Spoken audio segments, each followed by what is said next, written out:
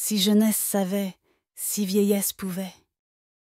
Ce proverbe ancien résonne à travers les âges comme un soupir, une constatation amère, presque une ironie de la condition humaine. Il juxtapose deux périodes de la vie, la jeunesse et la vieillesse, en révélant la tragique séparation entre le savoir et la puissance, entre la lucidité acquise trop tard et l'élan spontané qui manque de direction.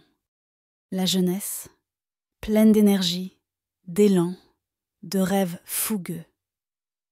Le corps est vif, les possibilités semblent infinies, et l'avenir, un territoire à conquérir. Mais cette jeunesse-là ne sait pas toujours ce qu'elle a entre les mains.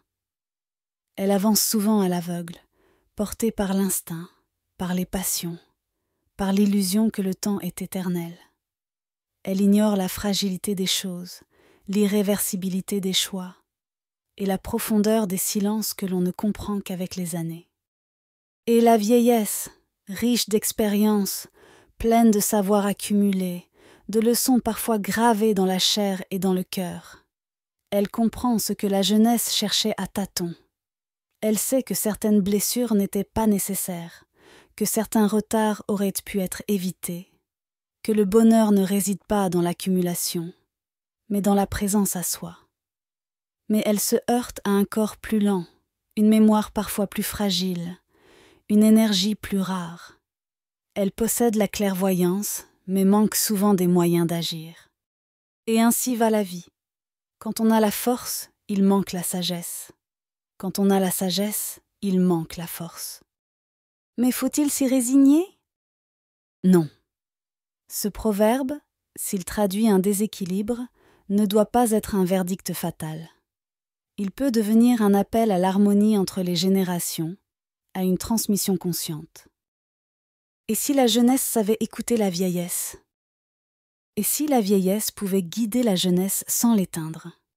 Et si l'on comprenait que la vie, pour être pleinement vécue, demande autant l'élan que la réflexion, autant l'innocence que la lucidité ?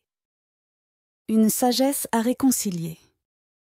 Dans un monde idéal, chaque jeune porterait en lui un peu de la mémoire des anciens, et chaque aîné garderait en lui une part de la flamme de ses débuts. Mais même dans notre monde imparfait, chacun peut apprendre à cultiver cette double dimension. Le jeune peut chercher à savoir, à écouter, à apprendre, sans attendre que l'expérience lui coûte trop cher.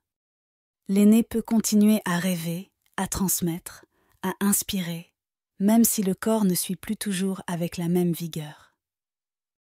Car le vrai pouvoir, ce n'est pas d'avoir tout su au bon moment, mais de reconnaître les occasions de croissance à chaque étape de la vie. Alors oui, si jeunesse savait, si vieillesse pouvait. Mais surtout, si chacun acceptait d'apprendre, encore et toujours, à tout âge. Le fossé entre ces deux mondes pourrait se transformer en pont. Un pont de sagesse vivante. Un pont de vie pleinement embrassé.